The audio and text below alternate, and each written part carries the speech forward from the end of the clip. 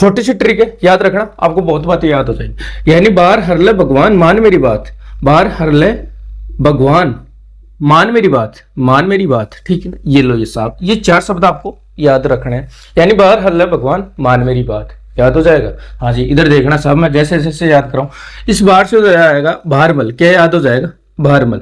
भारमल की पुत्री हर से हरका, हरका बाई, हरका बाई, ठीक है ना।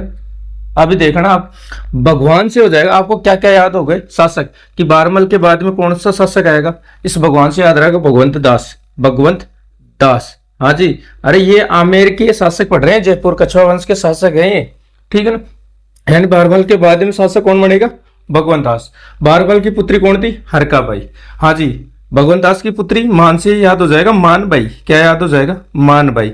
यानी बार हरले भगवान मान मेरी बात, ऐसे याद रखना। हाँ जी, बारमल की पुत्री हरकाबाई, इसका विवाह हुआ किसके साथ, अकबर के साथ। किसके साथ हुआ, अकबर के साथ। किसके साथ हुआ, अकबर के साथ इसका विवाह हुआ, हरकाबाई।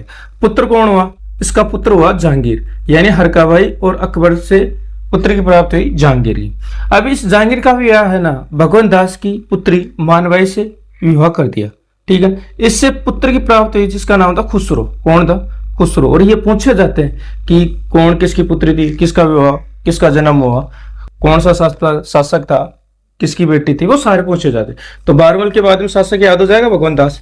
बारमल की पुत्री हरकाबाई, भगवंत दास की पुत्री मानबाई, ठीक है ना। हरकाबाई का विवाह हुआ अकबर के साथ, पुत्र कौन हुआ, जहांगीर। जहांगीर का विवाह भगवंत दास की पुत्री मानबाई से हुआ, जिससे पुत्री की प्राप्ति खुसरो। ऐसे याद रखना आपको, ठीक है। याद हो जाएगी तो लाइक कर देना, शेयर कर देना, सब्सक्राइब कर देना, ठीक है। जय हिंद, जय भारत।